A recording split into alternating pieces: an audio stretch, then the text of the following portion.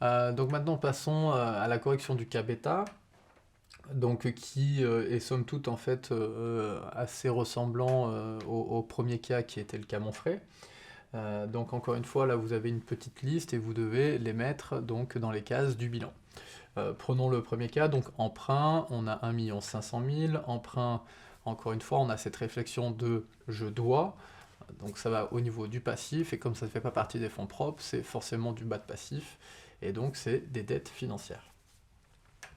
Le capital c'est quelque chose aussi que je dois, puisque c'est les actionnaires qui l'apportent à l'entreprise, et donc ça va être au niveau du passif obligatoirement, et là pour le coup ce sera du haut de bilan, donc haut de bilan au niveau du passif, tout simplement parce que le capital est la première somme en fait qui constitue une entreprise qui est apportée par les actionnaires, et donc ce qui fait partie de la globalité des fonds propres.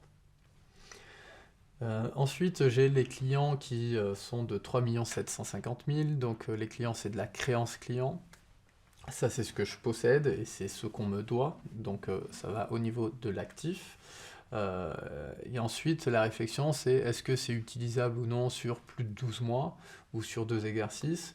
Bien là concrètement non, hein, parce que les délais que j'accorde à mes clients, généralement ils ne dépassent pas 60 jours, donc vous voyez qu'on est sur du très court terme, donc c'est de l'actif circulant où on va devoir placer ses créances clients.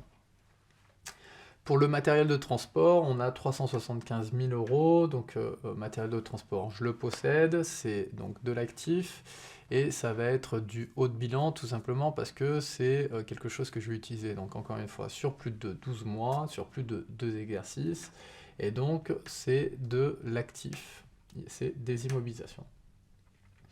Les fournisseurs, je le dois, donc c'est des dettes fournisseurs, 300 000, ça va au passif, juste à côté des dettes financières. Pour les marchandises, cette fois-ci, on a donc 525 000, ça constitue en fait mon stock, et ça revient prendre la même logique que les créances clients. Donc c'est quelque chose que je possède, actif, mais qui est utilisable sur moins de 12 mois. Et maintenant, donc, passons à caisse et banque. Donc vous voyez qu'il y a un point d'interrogation. Donc là, c'est une petite montée, si vous voulez, sur la difficulté. Et donc ça fait appel en fait à votre réflexion qui est que l'actif est toujours égal au passif. Donc caisse et banque, on va réunir ça sur une seule ligne, hein, on va dire trésorerie ou banque, comme vous voulez. Eh bien, donc si l'actif est égal au passif, je sais que c'est cette ligne-là que je dois retrouver, elle fait partie de mon actif. Donc ça veut dire que mon passif, lui, est complet. D'accord ? Eh bien, quand je regarde et quand j'ai tout mis donc, dans tout ce que je devais inscrire au passif, j'ai un total donc de 5 400 000.